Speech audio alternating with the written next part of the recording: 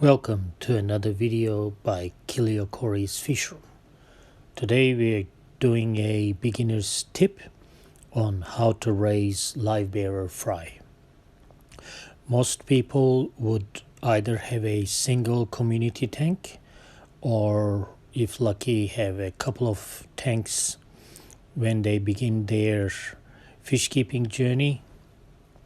And quite often Livebearers end up being one of the first fish people breed, either on purpose or by accident, by discovering fry in the fish tank. So we're going to give a couple of tips on how you could raise the Livebearer fry. The important thing, of course, is to ensure that the fry won't get eaten.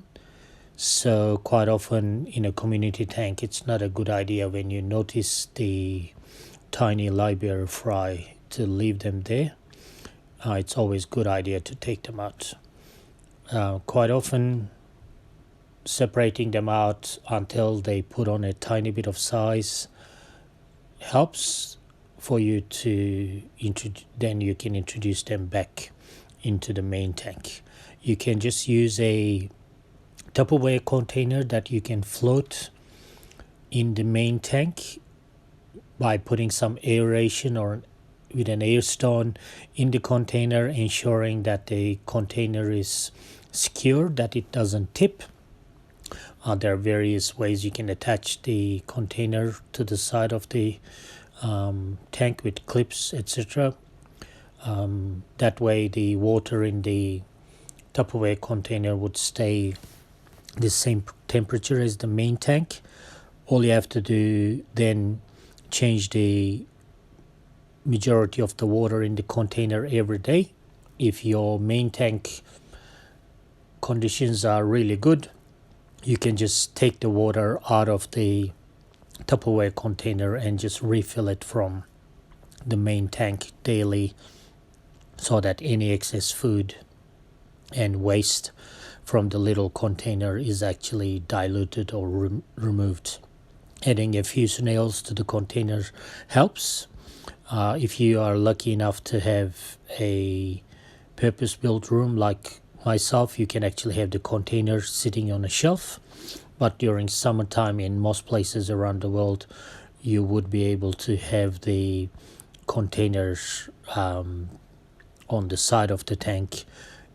Container can be relatively small if you're only raising a few fry, and air stone helps, a little filter if you can find, but regular water changes are essential for good fry growth, but also to ensure that the water conditions stay stable. What we like to do is we like to actually try to utilize our tanks to their maximum potential. So we actually regularly grow Livebearer fry in the same tank as Corydoras catfish. So these are Corydoras orsesi that we are conditioning to breed in the near future, hopefully, and there are a bunch of swordtail fry in with them,